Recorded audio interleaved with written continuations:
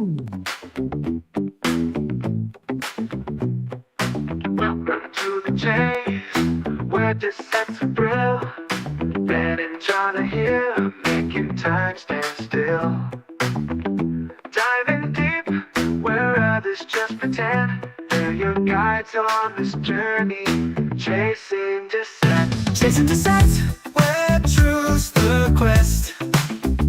Ben and John won't give it a rest. In a maze of facts, they find their way, bringing the dawn of a clearer day. They laugh, they probe, they take no sides. Through rabbit holes they take their strides. With wit and banter, they're heaven sent. Ben and John, chasing descent. So hit subscribe, don't be content. Join the chase, be omnipresent. With Ben and John, no time is misspent. On the trail with chasing descent. Chasing descent, where truth's the quest. Ben and John won't give it a rest. In a maze of facts, they find their way, bringing the dawn of a clearer day. Chasing descent, where truth's the quest. Ben and John won't give it a rest. In a maze of facts, they find a way, bringing the dawn of a clearer day. They laugh, they probe, they take no sides. Through rabbit holes, they take their strides. With wit and banter, they're heaven sent. Ben and John, chasing descent. So hit subscribe, don't be content. Join the chase, be omnipresent. With Ben and John, no time is misspent. On the trail, with chasing descent. Chasing descent, where truth's the quest. Ben and John won't give it a rest. In a maze of facts, they find their way, bringing the dawn of a clearer day. Chasing descent, where truth's the quest. Ben and John won't give it a rest. In a maze of facts, they find a way, bringing the dawn of a clearer day. They laugh, they probe, they take no sides. Through rabbit holes, they take their strides. With wit and banter, they're heaven sent. Ben and John, chasing descent. Good evening and welcome. If you're here to decide how to vote, then maybe I can help. Maybe I can't. Are you a swinger? A swing voter, that is. Are you a floater? A floating voter? Or are you just sitting on the fence? Undecided? Will you even vote? Hey, let's talk about it. Nothing to be ashamed of. We've all probably crept into that cubicle at some point or another and scribbled an X furtively while casting glances over our shoulders to make sure no one's peeking. But yeah, big day tomorrow, general election. Once every 5 years at the moment. Which I kind of disagree with anyway, because I'm not quite sure that I think we need it mandated like that. Yeah, there should be a minimum term, but 5 years seems awfully long. But having said that, we'll go with it just now. So the first question is, who's in the chat room? Who have we got? Hi Emma, hi Julie, hi Beats and Tapes, hi Adam, good to see you. Yeah, we've got some people in the chat. And those people that are watching and don't want to join the chat, come on in. It's cozy, nobody bites. Spencer, good to see you, sir. Back from your European visits, are you? Right, so the question is, first, well, I think the first question is, do you want to vote? Do you? Because people used to say, if you didn't vote, then you can't complain about what happens. And that's, in my view, a load of nonsense because not voting is as much a proper decision and a reasonable decision as voting, because by not voting, you're saying something, and your not vote, your unvote is counted because they talk about the turnout all the time. And when they have a good turnout, they like it. And when they don't have a good turnout, they don't like it because they know if they don't have a good turnout, people really don't like any of them. And that might sway your decision to then not vote. But people say, but you can't complete change. You can't get a new party and you can't get new policies if you don't vote. Well, let's think about it. If you don't vote, you're telling the parties that are there that you're not happy with any of them, and none of them are putting up a credible candidate. And I think that's a perfectly valid choice if that's how you feel. Now, I'm not going to tell you what to do, who to vote for, or whether you should or should not vote, because that, to my mind, is a very personal decision. And it's entirely up to you. Some people will find that they are unable to vote because of personal circumstances. A lot of people in Scotland haven't had their postal votes through. They never arrived, and there's a big stramash about that just now. It doesn't invalidate the election, though, does it? Because I think you can always turn up if you have sufficient ID. Now, I think, is this the first general election that we're having that you've got to have photo ID to prove who you are? That's probably a good thing. Stops people voting on behalf of their family and friends and complete and utter random strangers. So I think that's a reasonable thing. I think it's reasonable to prove who you are to vote. I don't. If you have to prove who you are to drive and who you are to leave the country or enter the country, then why shouldn't you have to prove who you are or what you are to vote?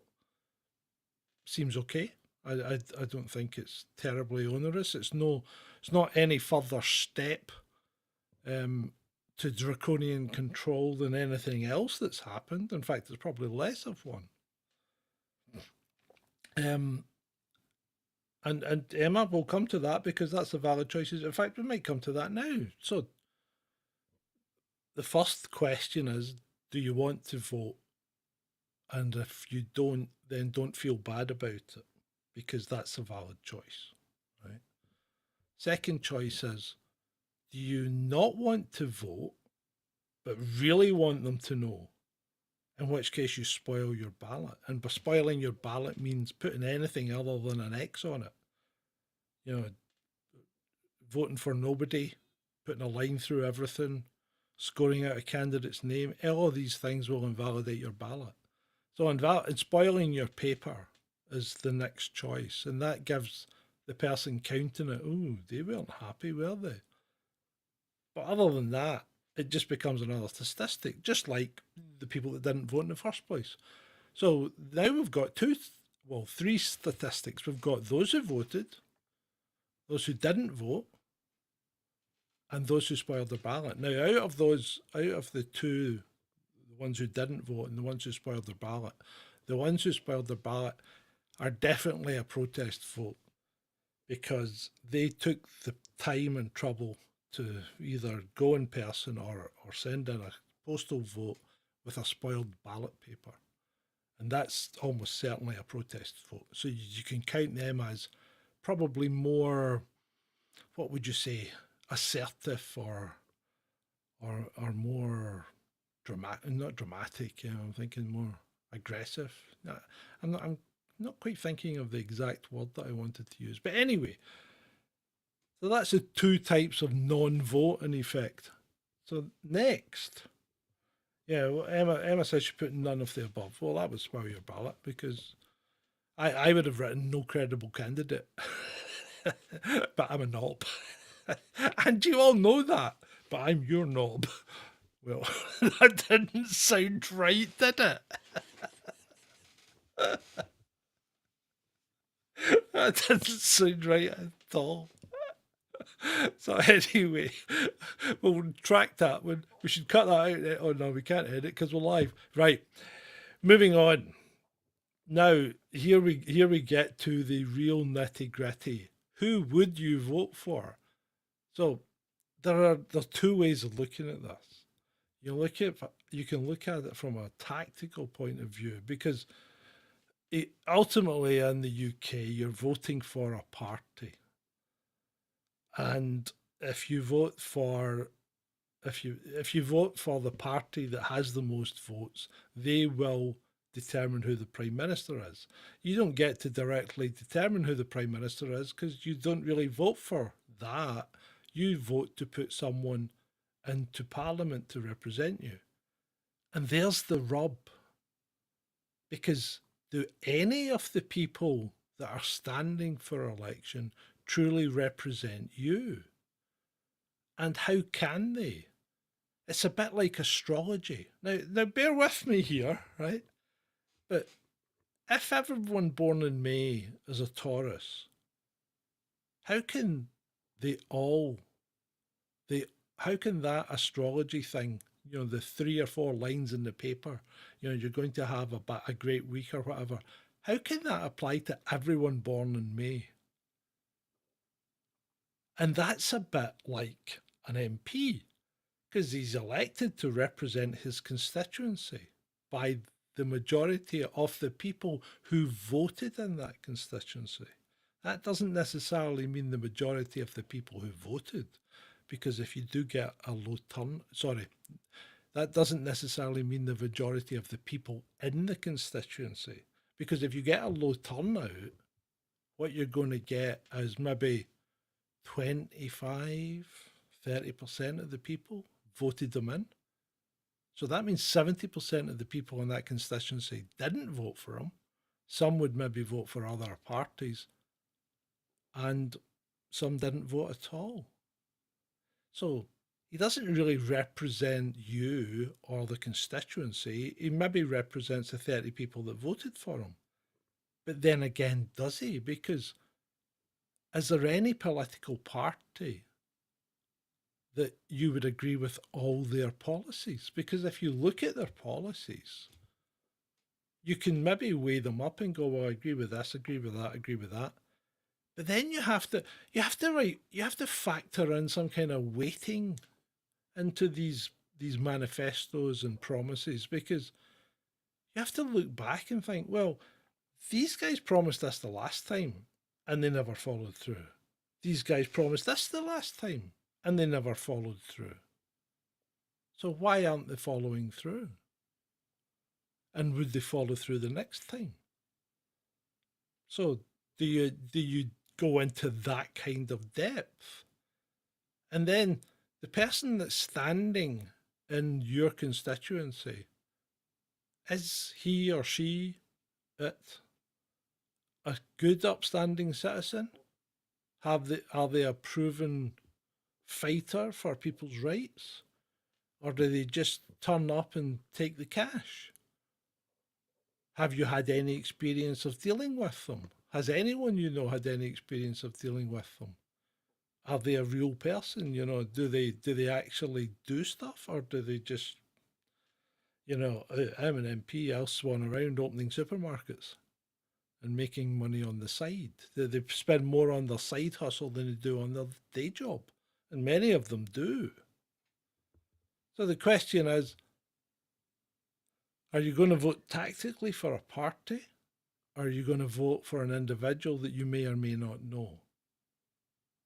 And it's a hard thing for you to pick out. It's a hard thing for me to pick out. I don't know any MPs in this area. I'm not really interested. Certainly there are certain groups that I would exclude myself from voting for because of their previous track record.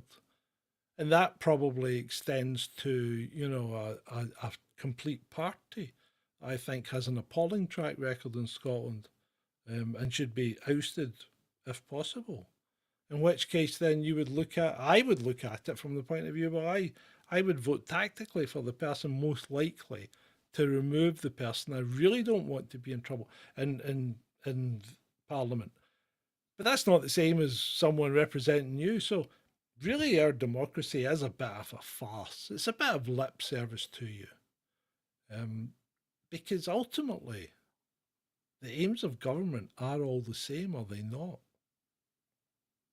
And even though we joke about it, ultimately the aims of government are control the population and keep themselves in power, i.e., feather their own nest. And really, beyond minor differences, that's kind of all they try and do. Yeah, they may have their side projects like, oh, we want to build lots of windmills and do away with nuclear power and all this. But these things are inconsequential in the grand scheme of things. Yeah, they may affect individuals, they may affect people that work in nuclear power plants, they may affect you because the cost of energy may rise. But ultimately, no matter how you look at it, these people, whoever you vote for or whoever gets in, aren't working for you. And some would say, are they even working for the country? Are they just really working for themselves? And that's the whole point. Why in this day and age do we even need this archaic system of people turning up and scribbling an X on a bit of paper? Why do we need this? Why can't we have proper, active democracy? Why can't we vote on things as they appear? If someone wants to scrap Trident, why can't we all vote on it? Why can't we have effectively a mini referendum every time there's a major piece of legislation goes in?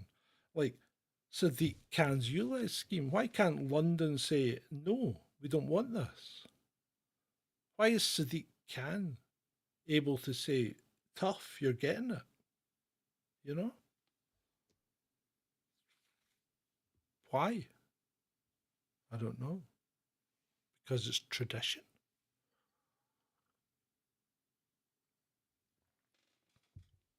So tomorrow night you'll have both of us. You will have the lovely Ben and you will have I. So suck it up, people.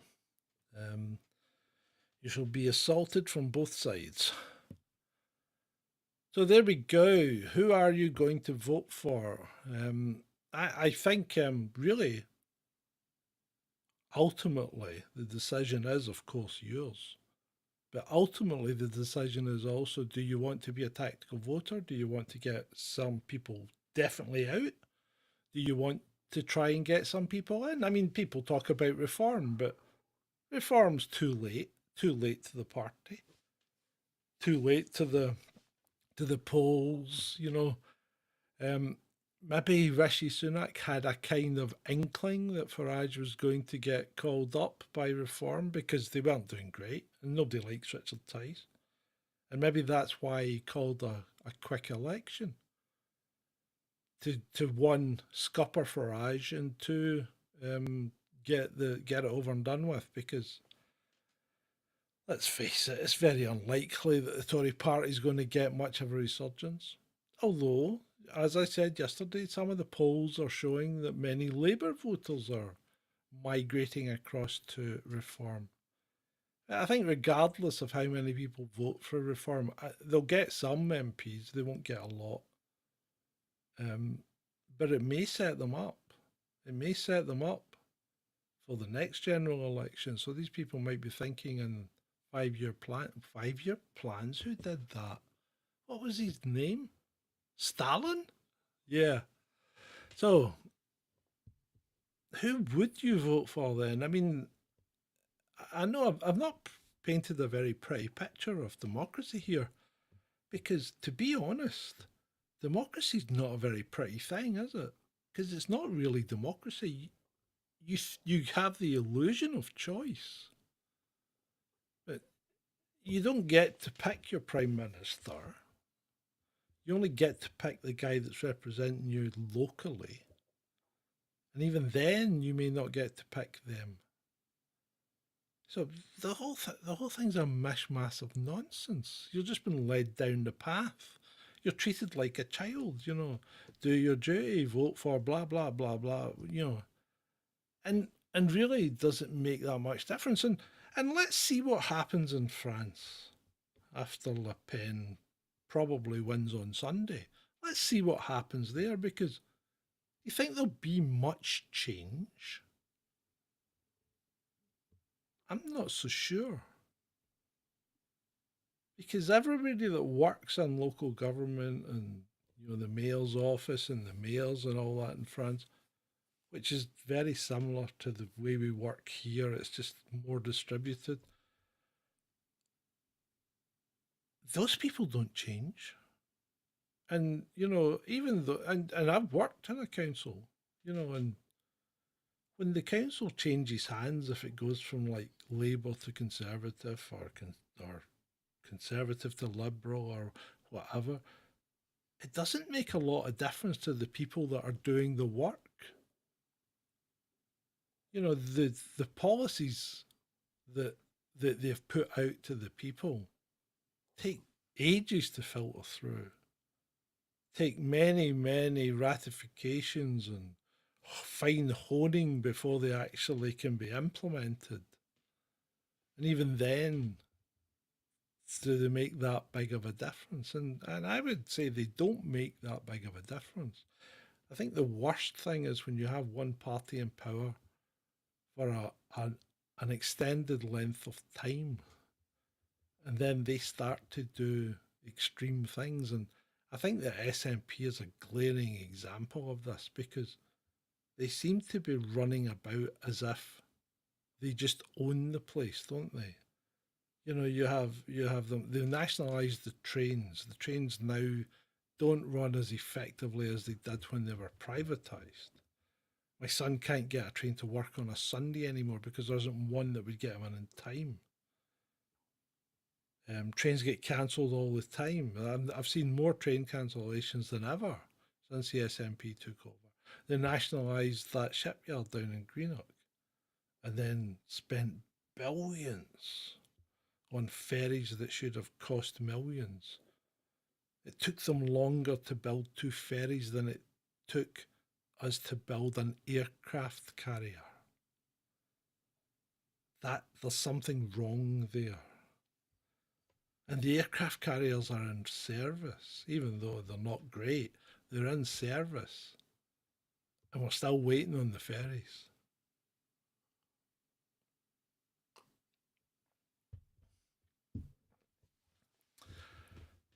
So who will you vote for? Will you vote? Does it really matter who you vote for? I don't think it does. I really don't. It's quite depressing, isn't it? Because until you've got some kind of practical, interactive democracy, it's not going to matter what you say. The guy that then gets into position will represent a certain amount of people, usually his own cronies. And that just seems to be the way the country is. So how does then one effect change if one can't vote change in? Well, that is indeed a question, is it not? If we look back at history, one can take lessons from history and see how change has been affected. And unfortunately, it tends to be with the use of violence. And I certainly can't endorse that. And one must look at the Dutch as the prime example of what can go horribly wrong for a politician when the Prime Minister was deposed by an unruly mob and eaten. The Dutch can get quite angry. So, not much eating in Sunak.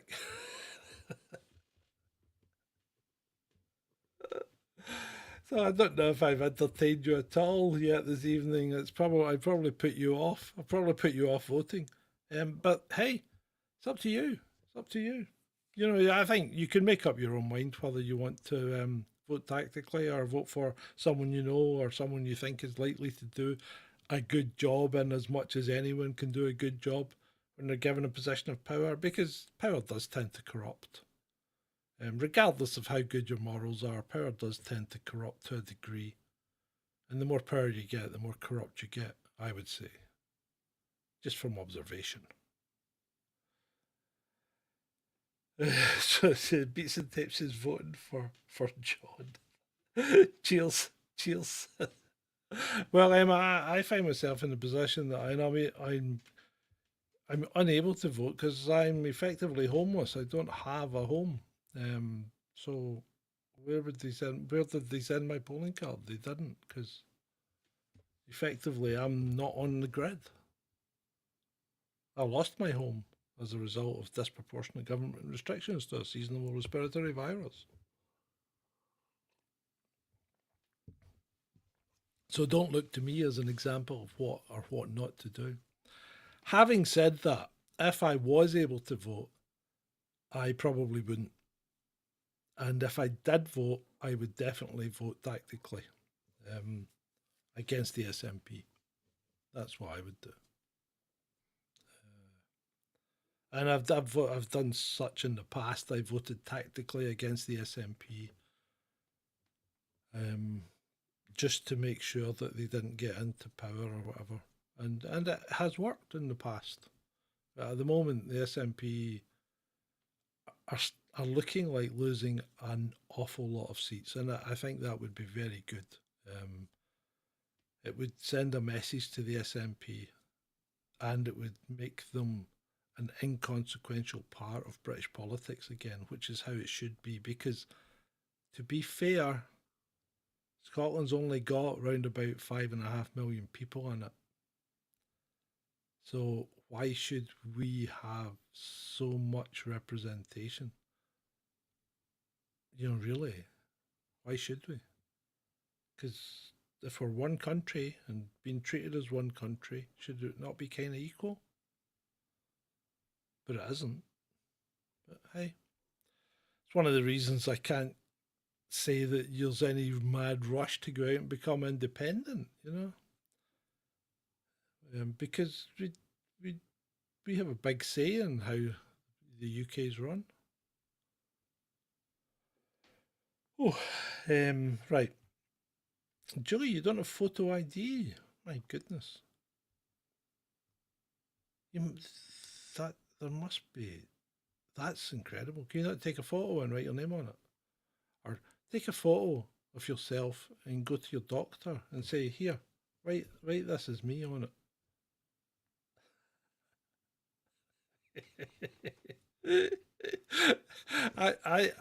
I renewed my driving license recently, militant, and they said, because your photo is so old, you have to send in a new photo or use your passport. And I thought, yeah, okay, I'll use my passport because that's the same photo that's on my driving license. And they renewed it with the same photo. That's mental. That is absolutely mental. Yeah, why would they do that? So the lefties are still freaking out about the Trump Supreme Court thing, which, as I said, all they did was say, well, the law says this, so here, lower court, sort it out. Sort out if he is entitled to it or not. But they're all claiming, oh no, he's got impartiality, he's got immunity, he can do anything he absolutely likes. You know, which is just nonsense. And people ask some stupid questions on Twitter, don't they? Do you support the gay community? What's a gay community? Right? I don't think there is such a thing. That's ridiculous. It's like saying, do you support the community of fat Scottish people that drinks Morgan spiced rum? You know? There isn't a community of fat Scottish people that drink Morgan spiced rum. There may be a proportion of the population that are fat Scottish and drink Morgan spiced rum, but it's not a community by any stretch of the imagination. And by the same token, there are no doubt plenty of people out there who are gay, but I don't think they feel part of a community, you know? That's like going clubbing and thinking, oh, I'm in my community now. Yeah, yeah. See how that works out if you bump somebody and spill their pint.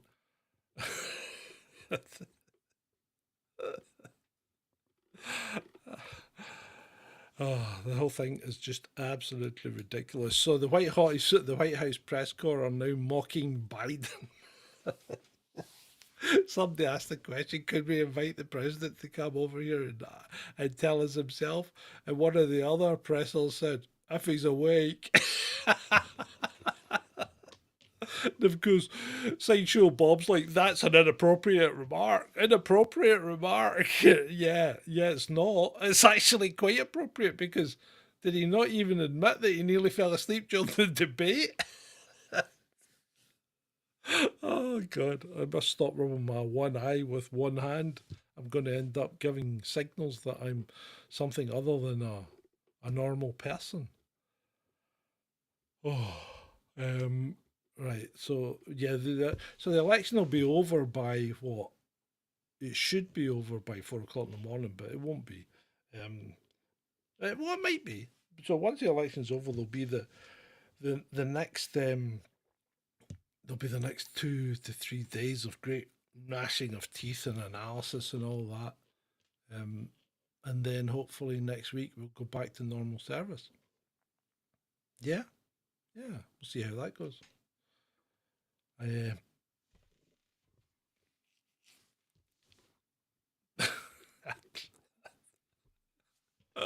So here's the guy, hands up, who's voting tactically tomorrow to destroy the Conservative Party.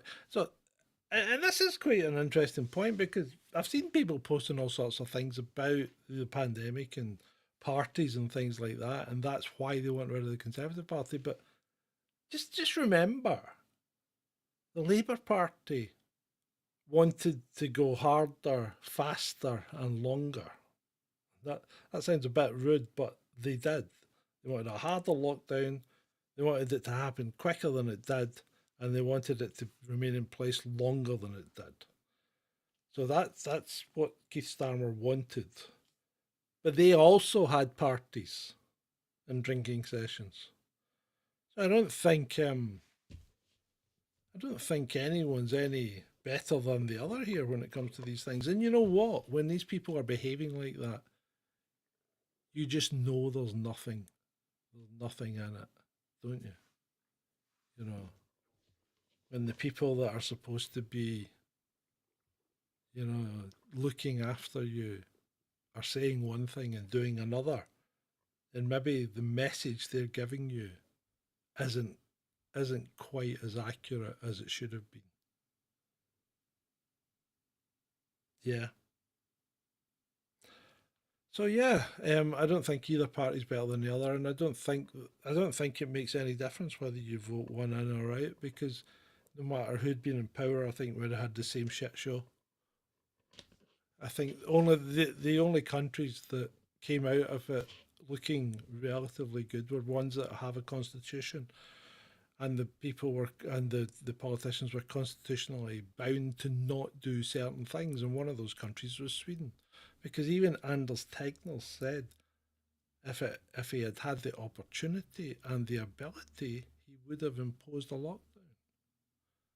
But Sweden's constitution doesn't allow that, and therefore Sweden couldn't put those restrictions in place, and all the better for it. And also, one of the others was Japan. Japan's constitution does not allow such a thing to happen, and they didn't do it. Now, the Japanese, being the Japanese, as most Orientals are quite obedient and community minded. They're almost like a little hive or an anthill, because they do tend to work together like that. But yeah, and so these countries that didn't impose restrictions actually didn't do any better or worse than the ones that did. So take from that what you will. Draw your own conclusions. Yeah, all I do is present the evidence and allow you to make up your own mind. Where are we now? Right. Anything else that we need to discuss? Anything anyone would like to bring up?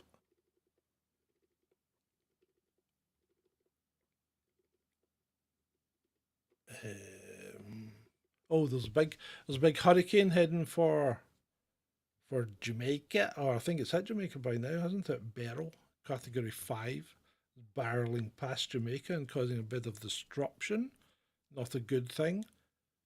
But you know what? We haven't had a lot of hurricanes for a while, and I think these things happen. I don't think anything in particular causes it.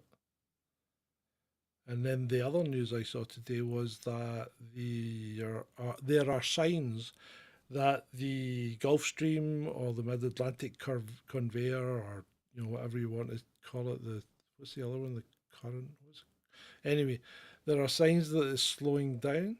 Now, if that stops, then we are really in the SH1T. We really are, because the Gulf Stream stops. You've got, all you need to do is look and look at a map, whether it be a globe or not. But all you need to do is look and see how high up we are in the hemisphere. The UK's way further north than New York. It's on a kind of par with Newfoundland. In fact, is it higher than Newfoundland? And you imagine how cold Canada gets. Well, if the Gulf Stream stops, we won't have that nice warm body of water coming across and keeping us in our nice wet maritime climate that we all enjoy so much and moan about continually. What we will have, though, is mile deep glaciers working their way down. So you better be prepared, England, because there'll be an invasion from the north. Winter is coming. Because that's what will happen, if too much fresh water goes into the top of the Atlantic caused by climate change and the conveyor shuts down, the next thing you know, the planet will be in an ice age. And it won't be heat that you'll be worrying about. It will not. In fact, this was a clear and present danger as far as climatologists were concerned in the 70s. But they've revised that. So maybe they just think it's not going to happen. But hey, when you look at all these, and we can maybe dig into something like this in the rabbit hole or something tomorrow. But if you look at the cities that are under the sea off India, in 300-400 feet of water. So if you build a city, you don't build a city in 300 or 400 feet of water normally. So if you're building a city there, you have to assume that the sea level was a lot lower. 300 or 400 feet is a lot of water locked up on ice on land. Because no matter how much water ice you put in the sea level won't change, because it's the same thing. It's water on water. That's why when the Arctic melts, the sea level doesn't go up, because it's water on water. The ice displaces the same amount of water as it does when it's liquid. So, get a glass of water, put an ice cube in it, and watch the water level change as the ice cube melts. Oh, no, it didn't. Oh, imagine that. That's what happens in the Arctic. So it doesn't matter if the Arctic freezes or melts as far as water level goes. It doesn't change the water level of the world. It's only when Greenland melts and the ice sheet on top of land slides off into the oceans that the water level would change, and in that case would bring it up. But if we get more and more wet snow and raining down on Antarctica and Greenland, then water levels would drop. You see, the whole thing about the climate system, it's completely chaotic. It's very, very hard to work it out. And I mean, the Met have supercomputers running multiple simulations on a daily basis just to tell you whether you need an umbrella or not in the next 3 hours or something. And they get that wrong all the time. So how anyone can tell you what it's going to be like in 10, 15, 20 years, I have no idea. No idea at all. But anyway, there's my rant about that.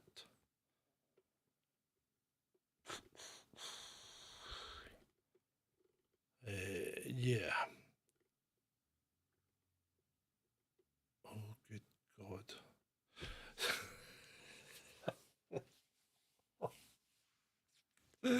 That's just terrible. Smitty turned up in south of Glasgow today, and he was walking across the road, and somebody shouted, "Get to!"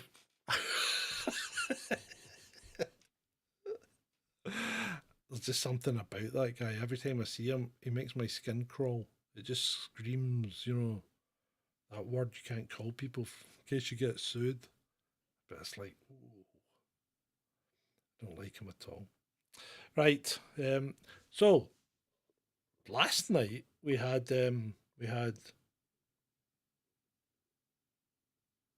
what outro do you want? But tonight I've made a wheel. I've made the wheel of luck. Should we spin it to decide what outro we get? Should we spin the wheel of luck? Let's spin it. Here we go.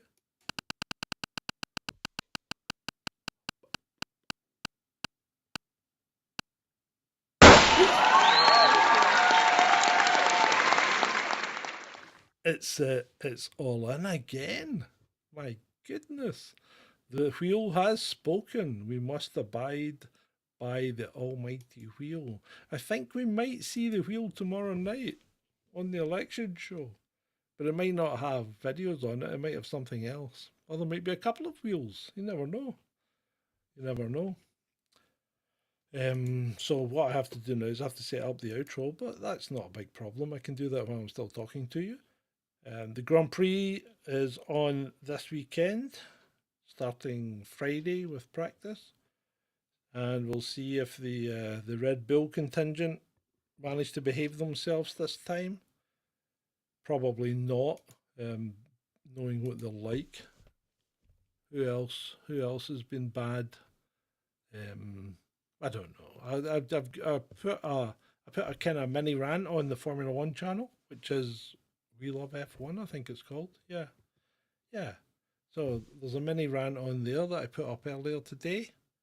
And we will be back tomorrow night at 10 o'clock for the election show. So remember, like, subscribe, share it out, because those things are all free and they help us out to get more eyes on the channel. If you want to be notified of when we put videos up or when we go live, then click the bell. And remember, I think you got to click the bell twice.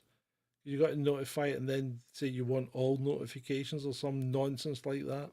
YouTube seems to have changed their viewing platform as well. So now you get a window with nothing underneath it, and everything's crammed over on the left-hand side. So you get the chat on top of the description, which it just seems to be, I'm not quite sure what they're trying to achieve here. It doesn't look good, and it's certainly not intuitive, and it means more button clicking to get to where you want to be if you want to, see a description or something like that.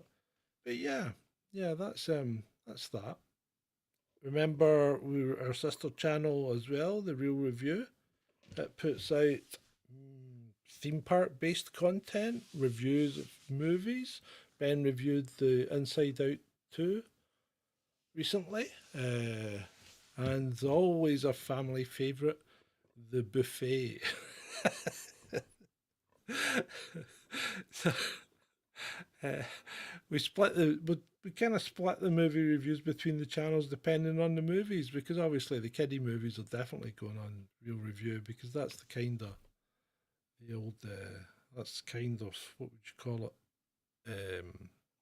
I don't know. Anyway, that's kind of us for the evening. So as always, it's been great for you.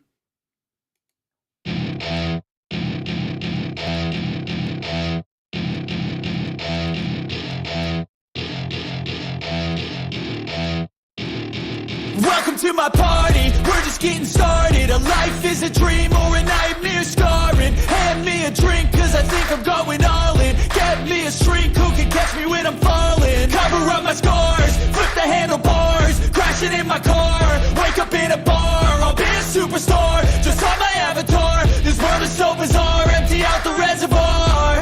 Yeah, I'm taking 6 shots, yeah, straight to the face. And I wanna get lost, I'm sick of this place. Don't know how to stop when I'm feeling this way. So I'm taking 6 shots till I'm feeling okay. I think I'm going crazy, don't think I'll get on safe. So I'm taking 6 shots, all straight to the face. I'm taking 6 shots, are you coming with me? I'm taking 6 shots, yeah, straight to the face. And I wanna get lost, I'm sick of this place. Don't know how to stop when I'm feeling this way. So I'm taking 6 shots till I'm feeling okay. I think I'm going crazy, don't think I'll get on safe. So I'm taking 6 shots, all straight to the face. I'm taking 6 shots, are you coming with me? Sometimes you need to let loose, grab juice, get goose, tattoos, taboos, get screwed. Loosen up, buttercup, all those hate comments will never make you feel enough. We're all adequate graduates, hearts full of calluses, but we know calculus. Damn, ain't that fabulous? Can't wait to apply all those mathematicus. But we can't get a job that pays us enough. I'm about to pop up. Fuck you, you're lost. We all know that we never really want a boss. So I'ma do what I want to, something I can't undo. Yeah, I'ma do what I want to, something I can't undo. I'm taking 6 shots, yeah, straight to the face. And I wanna get lost, I'm sick of this place. Don't know how to stop when I'm feeling this way. So I'm taking 6 shots till I'm feeling okay. I think I'm going crazy, don't think I'll get on safe. So I'm taking 6 shots, all straight to the face. I'm taking 6 shots, are you coming with me? I'm taking 6 shots, yeah, straight